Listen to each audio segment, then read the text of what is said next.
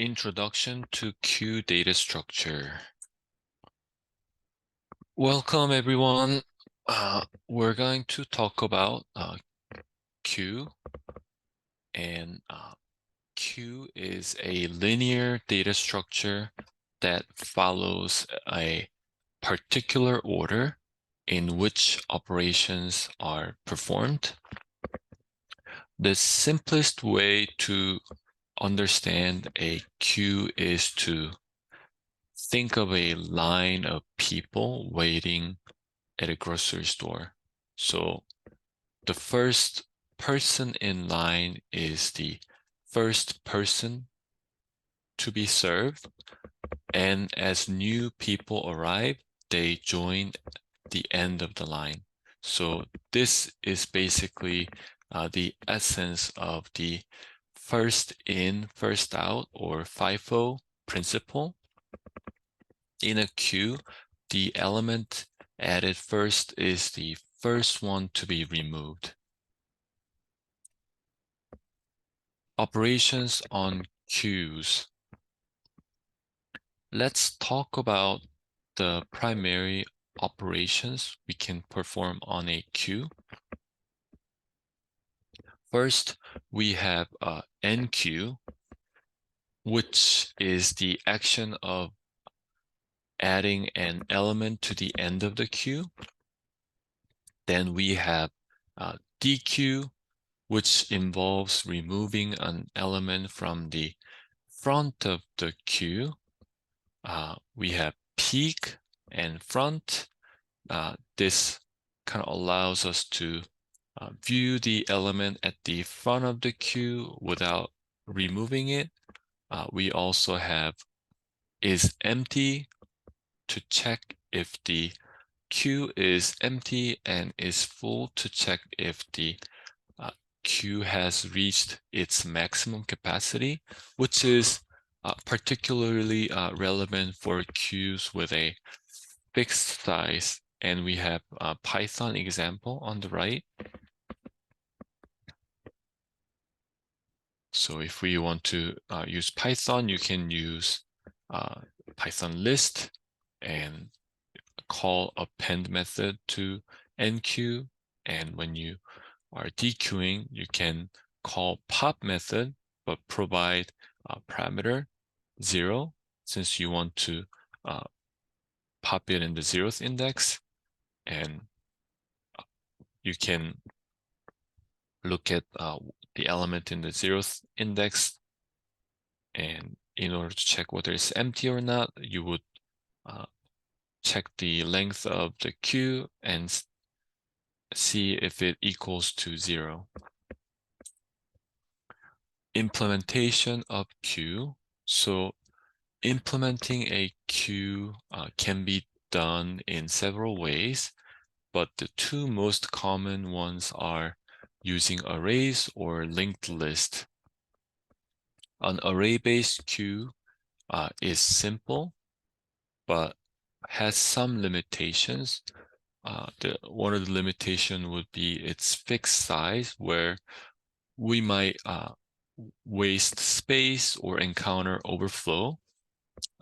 To address this, there is this type of queue called circular queue, and circular queue utilizes the array space more efficiently.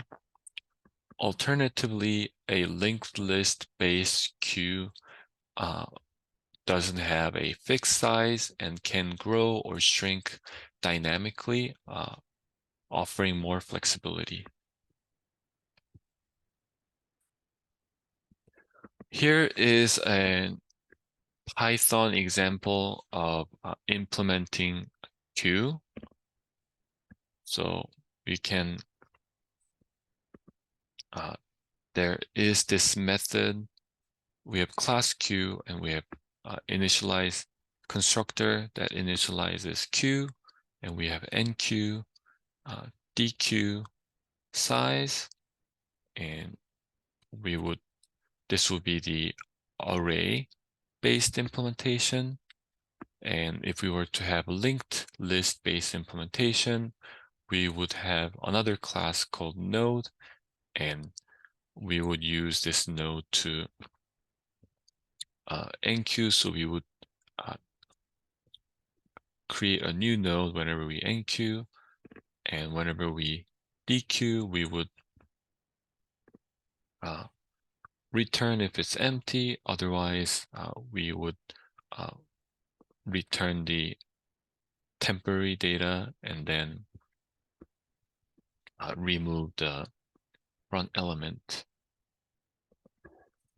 Applications of queue.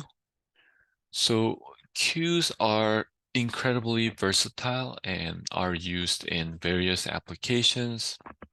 For example, of operating system, queues are really important because it can be used for job scheduling. And what we mean by job scheduling is you would kind of line up tasks and execute. You can execute them based on their arrival time. And queues manage requests for shared resources. So say you are at a library, and there's a printer, then printer can use queues to kind of see the printing job coming based on their arrival time. And queues are also fundamental in algorithms, especially in graph traversals like breadth first search, where nodes are explored level by level. Queue variants. So while the standard queue is powerful, there are variants that offer more flexibility. So the priority queue, for example, is a variant, and the priority queue allows elements to be processed based on priority rather than just their order in the queue. Then there is the double-ended queue,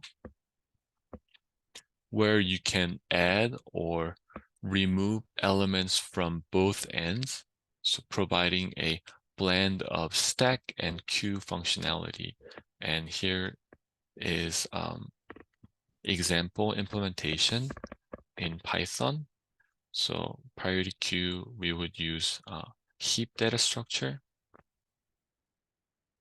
And for double-ended queue, we can just import from a collections library. Complexity analysis. So understanding the complexity of queue operations is really important if you want to assess performance. Generally, enqueue and dequeue operations are O of 1. As we know, O of 1 means it takes constant time. However, the complexity can vary based on the implementation. So it's important to consider the space complexity as well, especially when you're dealing with fixed size queues or when implementing a queue using a linked list. Conclusion: to wrap up, queues are a fundamental data structure with a wide range of applications in application development. So understanding how to implement and utilize queues is a really valuable skill.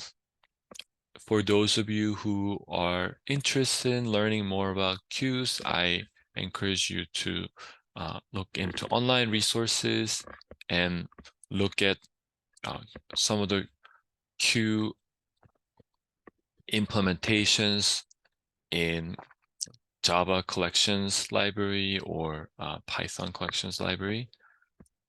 That's everything for today's lecture. Thank you, everyone.